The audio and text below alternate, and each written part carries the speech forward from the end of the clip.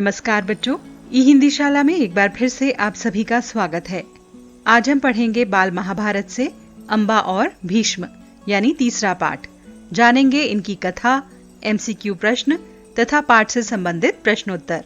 Video के अंत तक अवश्य बने रहिएगा ताकि पाठ की संपूर्ण जानकारी आप तक पहुंच सके। तो चलिए शुरू करते हैं आज की कक्षा। सत्यवती के पुत्र चित्रांगद बड़े ही वीर परंतु स्वेच्छाचारी थे। एक बार किसी गंधर्व के साथ युद्ध हुआ, उसमें वे मारे गए। उनके कोई पुत्र नहीं था, इसलिए उनके छोटे भाई विचित्रवीर्य हस्तिनापुर की राजगद्दी पर बैठे। विचित्रवीर्य की आयु कम होने के कारण उसके बालिग होने तक राजकाज का कार्य भीष्म को ही संभालना पड़ा। जब विचित्रवीर्य विवाह के योग्य हुए तो भीष्म को उनके विवाह की चिंता हुई। उन्हें खबर लगी कि काशीराज की कन्याओं का स्वयंवर होने वाला है। ये जानकर भीष्म बड़े ही खुश हुए और स्वयंवर में सम्मिलित होने के लिए काशी रवाना हो गए। देश विदेश के अनेक राजकुमार उस स्वयंवर में भाग लेने के लिए आए हुए थे। राजपुत्रियों को पाने के लिए आपस में स्पर्धा लगी हुई थी। आप सभी जानते होंगे बेटा कि सत्यवती के 2 पुत्र हुए थे, चित्रांगद और विचित्रवीर्य। चित्रांगद बहुत ही वीर थे, लेकिन वो एक युद्ध में मारे गए। इस कारण विचित्रवीर्य को सिंहासन पर बिठाया गया, लेकिन उनकी आयु बहुत कम थी, इसलिए भीष्म पितामह राजकाज संभालते थे।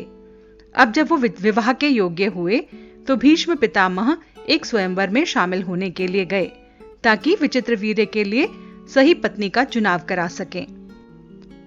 क्षत्रियों में भीष्म की प्रतिज्ञा की प्रतिष्ठा अद्वितीय थी। उनके महान त्याग और भीषण प्रतिज्ञा का हाल सब जानते थे। इसलिए जब वो स्वयंवर मंडप में प्रविष्ट हुए तो राजकुमारों ने सोचा कि वो सिर्फ स्वयंवर देखने के लिए वहां आए होंगे, लेकिन जब स्वयंवर में सम्मिलित होने वालों में भीष्म ने अपना नाम लिखवाया तो अन्य राजकुमारों को निराश होना पड़ा। उनको क्या पता था कि दृढ़ वृत्ति वाले भीष्म अपने लिए नहीं बल्कि अपने भाई के लिए स्वयंवर में सम्मिलित हुए हैं। सभा में खलबली मच गई। चारों ओर से भीष्म पर फब्तियां कसी जाने लगीं। माना कि भरतवंशी भीष्म बड़े ही बुद्धिमान और विद्वान हैं, स्वयंवर से इन्हें क्या मतलब? इनके प्रण का क्या हुआ? जीवन भर ब्रह्मचारी रहने की उन्होंने जो प्रतिज्ञा की थी, क्या वो झूठी थी? इस भांति सब राजकुमार भीष्म की हंसी उड़ा रहे थे, क्योंकि राजकुमारों को पता नहीं था कि भीष्म पितामह वहां अपने लिए नहीं बल्कि विचित्रवीर्य के लिए कन्या ढूंढने के लिए आए थे। यहां तक कि काशीराज की कन्याओं ने भी भीष्म की तरफ से दृष्टि फेर ली। उनकी अवहेलना सी करके वो आगे की ओर चल दी। भीष्म इस अवहेलना को सहन न कर सके। उन्होंने सभी राजकुमारों को हराकर तीनों राजकन्याओं को बलपूर्वक अपने रथ पर बिठा लिया और हस्तिनापुर की ओर चल दिए। सौभ देश का राजा शाल्व बड़ा ही वीर था। काशीराज की बड़ी कन्या अंबा उस पर अनुरक्त थी। उनको मन ही मन में अपना पति मान चुकी थी। शाल्व ने भीष्म के रथ का पीछा किया, उसको रोकने का प्रयास किया। इस पर भीष्म और शाल्व के बीच में घोर युद्ध छिड़ गया। भीष्म ने उसे हरा दिया, किंतु काशीराज की कन्याओं की प्रार्थना पर उसे जीवित छोड़ दिया। अब तीनों कन्याओं को जीतकर वो अपने घर की ओर लौट रहे हैं। सौभ देश के राजा शाल्व से अंबा विवाह करना चाहती थी। उसने उनका रास्ता रोका। दोनों में भयंकर युद्ध हुआ, लेकिन वो हार गया। भीष्म पितामह ने उसे जीवित छोड़ दिया, क्योंकि तीनों कन्याओं ने ऐसी प्रार्थना की थी कि उसे जीवित छोड़ दिया जाए। भीष्म काशीराज की कन्याओं को लेकर हस्तिनापुर पहुंचे। विचित्रवीर्य के विवाह की सारी तैयारी होने के बाद जब कन्याओं को विवाह मंडप में ले जाने का समय आया तो काशीराज की बड़ी बेटी अंबा एकांत में भीष्म से बोली, गांगेय, मैंने अपने मन में सौभ देश के राजा शाल्व को अपना पति मान लिया था। इस बीच आप मुझे बलपूर्वक यहां ले आए। मेरे मन की बात जानने के बाद आप मेरे बारे में अब जो भी उचित समझें वो करें। भीष्म को अंबा की बात जच गई। उन्होंने अंबा को उसकी इच्छा के अनुसार उचित प्रबंध के साथ शाल्व के पास भेज दिया। बाकी दोनों बहनें अंबिका और अंबालिका का विवाह विचित्रवीर्य के साथ करवा दिया। अंबा अपने मनोनीत वर सौभ देश शाल्व के पास चली गई और सारा वृत्तांत कह सुनाया। जब अंबा ने बताया कि वो सौभ देश के राजा से विवाह करना चाहती है, तो भीष्म पितामह ने उसे विदा कर दिया। अब वो वहां पहुंची और जाकर उसने राजा को अपने मन की बात बताई। उसने कहा, राजन, मैं आपको ही अपना पति मान चुकी हूं। मेरे अनुरोध से भीष्म ने मुझे आपके पास भेजा है। आप मुझे अपनी पत्नी स्वीकार कर लें। पर शाल्व न माना। उसने अंबा से कहा, सारे राजकुमारों के सामने भीष्म ने मुझे युद्ध में पराजित किया और तुम्हें बलपूर्वक हरण करके ले गए। इतने बड़े अपमान के बाद मैं तुम्हें कैसे स्वीकार कर सकता हूं? तुम्हारे लिए अब उचित यही है कि तुम भीष्म के पास वापस जाओ, उनकी सलाह के मुताबिक काम करो। बेचारी अंबा हस्तिनापुर लौट आई और भीष्म को सारा हाल कह सुनाया। उन्होंने विचित्र वीर्य से कहा, वत्स, राजा शाल्व अंबा को स्वीकार नहीं करता। इससे विदित होता है कि उसकी इच्छा अंबा को पत्नी बनाने की नहीं थी। अब उसके साथ तुम्हारा ब्याह करने में कोई आपत्ति नहीं रही। पर विचित्र वीर्य अंबा के साथ ब्याह करने को राजी नहीं हुए। अब अंबा का विवाह न तो राजा शाल्व के साथ हो सका, न ही विचित्र वीर्य के साथ। वो दोनों तरफ से ही निराश हो गई। बेचारी अंबा न इधर की रही न उधर की। कोई रास्ता न देखकर वह भीष्म से बोली, गांगेय, मैं तो दोनों ओर से ही गई, मेरा कोई सहारा न रहा। आप ही मुझे हर कर लाए थे, अतः अब आपका कर्तव्य है कि आप मेरे साथ ब्याह कर लें।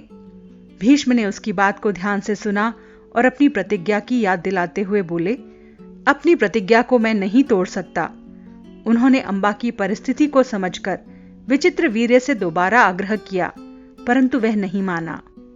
भीष्म ने अंबा को समझाया और कहा कि सौभराज शाल्व के पास जाओ और एक बार फिर से प्रार्थना करो। लाचार अंबा फिर से शाल्व के पास गई और उसकी बहुत मिन्नतें की, लेकिन दूसरे की जीती हुई कन्या को स्वीकार करने से सौभराज ने साफ इनकार कर दिया।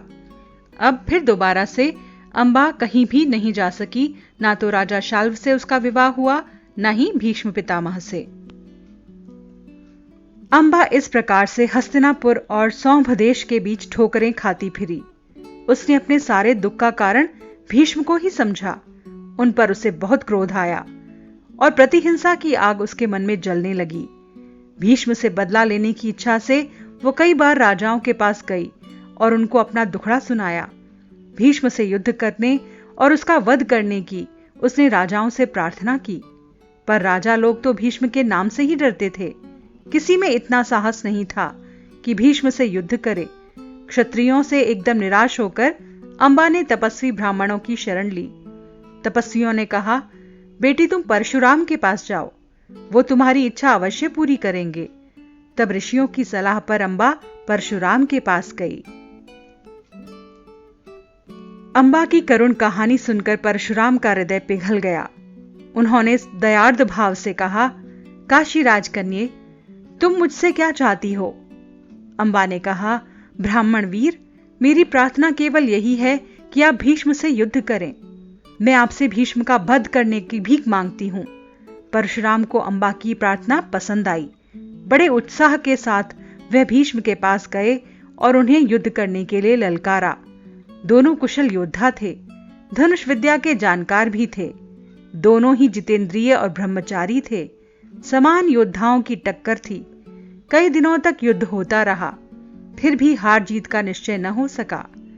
अंत में परशुराम ने हार स्वीकार कर ली और उन्होंने अंबा से कहा, जो कुछ मेरे वश में था कर चुका।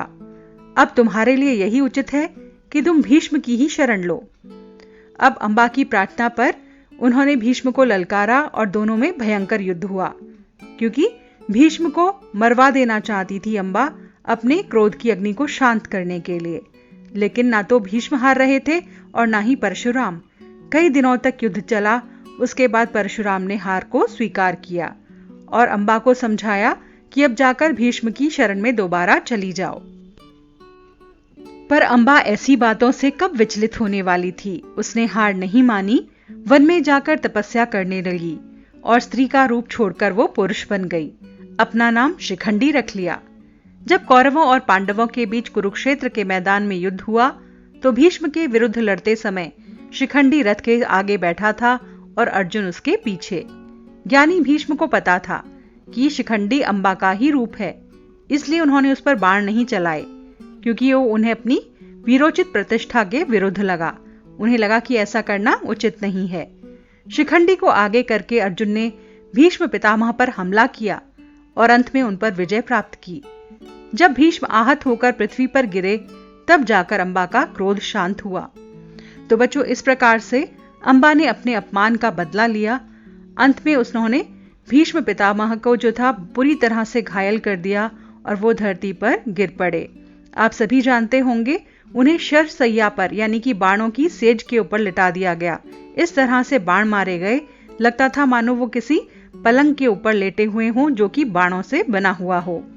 तो अंबा ने अपमानित होकर इस प्रकार से भीष्म पितामह से अपना बदला लेकर अपना क्रोध शांत किया। तो यहाँ कथा समाप्त होती है, हमारा तीसरा अध्याय समाप्त होता है। आइए अब देखते हैं आपने इस पाठ को कितना समझा, कितना जाना। लेते हैं आपकी परीक्षा एमसीक्यू प्रश्नों के द्वारा। सबसे पहला प्रश्न आता है, काशीराज की सबसे बड़ी कन्या का नाम क्या था? वैदेही, अंबिका, अंबालिका या फिर अंबा? उत्तर है अंबा। भीष्म काशी क्यों गए थे? स्वयंवर में सम्मिलित होने के लिए, अंबा से विवाह करने के लिए, अंबिका से विवाह करने के लिए या फिर अंबालिका से विवाह करने के लिए? आपको उत्तर अवश्य आता होगा। चलिए मिलान करके देखें। स्वयंवर में सम्मिलित होने के लिए। अंबा की मन की बात जानकर भीष्म ने क्या किया? उसे काशीराज के पास भेज दिया, उसे राजा शाल्व के पास भेजा, उससे विवाह कर लिया या कुछ भी नहीं किया? उत्तर है उसे राजा शाल्व के पास भेज दिया। अगला प्रश्न, भीष्म के रथ को रोकने का प्रयास किसने किया? अंबा ने, काशी नरेश ने, राजा शाल्व ने या फिर राजकुमारों ने? उत्तर है राजा शाल्व ने। चित्रांगद की मृत्यु के बाद राजगद्दी किसे दी गई? पांडु को, विचित्रवीर्य को, भीष्म को या फिर सौभराज को? बहुत ही सरल प्रश्न है, चलिए उत्तर देखते हैं। विचित्रवीर्य को। अंबा किससे विवाह करना चाहती थी? राजा शाल्व से, भीष्म से, विचित्रवीर्य से या फिर इनमें से कोई भी नहीं? चलिए अपने उत्तर से मिलाकर देखिए कि आपका उत्तर सही है या नहीं। राजा शाल्व से। अंबा ने तपस्या क्यों की? भीष्म से बदला लेने के लिए, भीष्म से विवाह करने के लिए, शाल्व से विवाह करने के लिए या फिर उपरोक्त सभी? चलिए देखते हैं उत्तर। भीष्म से बदला लेने के लिए। पुरुष बनने के बाद अंबा ने अपना नाम क्या रखा? संजय, शिखंडी, शार्दूल, शशांक? उत्तर है शिखंडी। महाभारत के युद्ध में शिखंडी के पीछे कौन बैठा था? कृष्ण, अर्जुन, भीष्म, परशुराम? उत्तर है अर्जुन। अगला प्रश्न, जब अंबा ब्राह्मणों की शरण में गई तो उन्होंने उसे क्या सलाह दी? तपस्या करने की, भीष्म के पास जाने की, घर लौट जाने की या फिर परशुराम के पास जाने की? उत्तर है परशुराम के पास जाने की। भीष्म को युद्ध के लिए किसने ललकारा? अंबा ने, स्वयंवर के राजकुमारों ने, परशुराम ने या फिर इनमें से कोई भी नहीं? उत्तर है परशुराम ने। बच्चों, आशा है कि सभी एमसीक्यू के प्रश्नों के उत्तर आपको आते होंगे। आइए अब देखते हैं अन्य प्रश्नोत्तर। सबसे पहला प्रश्न है, चित्रांगद कैसे योद्धा थे? उत्तर है चित्रांगद बड़े ही स्वेच्छाचारी वीर योद्धा थे। स्वेच्छाचारी यानी अपनी इच्छा के अनुसार काम करने वाला, आजाद ख्याल वाला। चित्रांगद की मृत्यु कैसे हुई? एक बार चित्रांगद का किसी गंधर्व के साथ युद्ध हुआ। उस युद्ध में उनकी मृत्यु हो गई। चित्रांगद की मृत्यु के बाद विचित्रवीर्य को राजगद्दी क्यों दे दी गई? चित्रांगद के कोई पुत्र नहीं था जो उनके बाद राजगद्दी पर बैठे, इसीलिए उनकी मृत्यु के बाद उनके भाई विचित्रवीर्य को राजगद्दी सौंप दी गई। अगला प्रश्न, भीष्म को कुछ समय के लिए हस्तिनापुर की राजगद्दी क्यों संभालनी पड़ी? जिस समय विचित्रवीर्य राजगद्दी पर बैठे उस समय उनकी आयु बहुत कम थी। उनके बालिग होने तक भीष्म को राजगद्दी संभालनी पड़ी। भीष्म के काशी जाने के पीछे क्या कारण था? भीष्म विचित्रवीर्य के विवाह को लेकर चिंतित थे। उन्हें यह पता चला कि जब काशीराज की कन्याओं का स्वयंवर हो रहा है तो वे स्वयंवर में सम्मिलित होने के लिए काशी गए। भीष्म को स्वयंवर मंडप में देखकर राजकुमारों ने उनके बारे में क्या सोचा? सभी राजकुमार भीष्म की प्रतिज्ञा के बारे में जानते थे, इसलिए जब भीष्म स्वयंवर के मंडप में प्रविष्ट हुए तो सभी राजकुमारों ने सोचा कि वो सिर्फ स्वयंवर को देखने के लिए यहां पर आए हैं। लेकिन ऐसा नहीं था, ये बात उन्हें बाद में पता चली।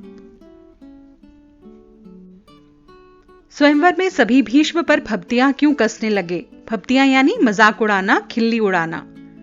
जब स्वयंवर में सम्मिलित होने वालों में भीष्म ने अपना नाम दिया तब सभा में खलबली मच गई। चारों ओर से सभी भीष्म पर फब्तियां कसने लगे। भीष्म किस अवहेलना को सह नहीं सके और उन्होंने क्या किया? काशीराज की कन्याओं ने भीष्म की ओर से दृष्टि फेरकर उनकी अवहेलना की थी, जो भीष्म से सहन नहीं हो सकी। इसीलिए उन्होंने सभी राजकुमारों को हराकर तीनों राजकन्याओं को बलपूर्वक हस्तिनापुर ले गए। अंबा ने एकांत में भीष्म से क्या कहा? एकांत यानी अकेले में। क्या बोली थी वो? अंबा एकांत में भीष्म से बोली, गांगेय, मैंने अपने मन में सौंभ देश के राजा शाल्व को अपना पति स्वीकार कर लिया है। इस बीच आप मुझे यहां बलपूर्वक ले आए। मेरे मन की बात जानने के बाद अब आप मेरे बारे में जो उचित समझें वही करें। बच्चों, भीष्म का एक नाम गांगेय भी था। गांगेय यानी गंगा के पुत्र। अगला प्रश्न देखें। भीष्म ने अंबा की परिस्थिति को ध्यान में रखकर क्या प्रयास किए? अंबा की परिस्थिति को ध्यान में रखकर भीष्म ने विचित्रवीर्य से फिर से प्रार्थना की कि वो अंबा से विवाह कर लें, लेकिन विचित्रवीर्य तैयार नहीं हुए। इसीलिए उन्होंने अंबा को दोबारा से राजा शाल्व के पास जाने की सलाह दी और कहा, एक बार फिर से शाल्व के पास जाकर उससे प्रार्थना करो। राजा शाल्व ने अंबा को पत्नी के रूप में क्यों स्वीकार नहीं किया? सभी राजकुमारों के सामने भीष्म ने राजा शाल्व को युद्ध में पराजित किया था, यानी हराया था, और अंबा को बलपूर्वक हरण करके ले गए थे। इसीलिए राजा शाल्व ने अंबा को पत्नी के रूप में स्वीकार नहीं किया। अंबा भीष्म से क्यों बदला लेना चाहती थी और उसने उसके लिए क्या किया? अंबा ने अपने सारे दुखों का कारण भीष्म को समझा, इसलिए वो कई राजाओं के पास गई और भीष्म से युद्ध करके उनका वध करने की प्रार्थना की। वध करना यानी मार डालना। परशुराम ने अंबा की सहायता किस प्रकार की? परशुराम अंबा की प्रार्थना सुनकर भीष्म के पास गए। उन्होंने भीष्म को युद्ध के लिए ललकारा और कई दिनों तक युद्ध होता रहा। दोनों कुशल योद्धा थे, धनुर्विद्या में माहिर थे, यानी धनुर्विद्या में धनुष चलाने में बहुत एक्सपर्ट थे। इसीलिए दोनों में हार जीत का फैसला नहीं हो सका। इस प्रकार परशुराम ने अपनी शक्ति के अनुसार भीष्म से युद्ध करके अंबा की सहायता की। बेटा, इसके बाद एक और प्रश्न बन सकता है, वो हो सकता है कि अंबा ने अपने अपमान का बदला किस प्रकार लिया। तो यहाँ आप वो वाली घटना लिखेंगे जो कि कुरुक्षेत्र के युद्ध वाली है, जहां पर अंबा शिखंडी के रूप में अर्जुन के सामने रथ पर बैठी हुई थी। उस समय भीष्म ने उसके ऊपर वार नहीं किया, जिसके कारण अर्जुन को फायदा हुआ। अर्जुन ने भीष्म पिता को बाण चलाकर घायल कर दिया और भीष्म पितामह शरशैया पर लेट गए। तो इस प्रकार से उसका बदला पूरा हुआ, क्योंकि उन्होंने उसे हरा दिया था। तो बच्चों, यहाँ पर हमारा ये पाठ खत्म होता है। एक नए पाठ के साथ नए वीडियो में शीघ्र ही आपसे फिर से मुलाकात होगी।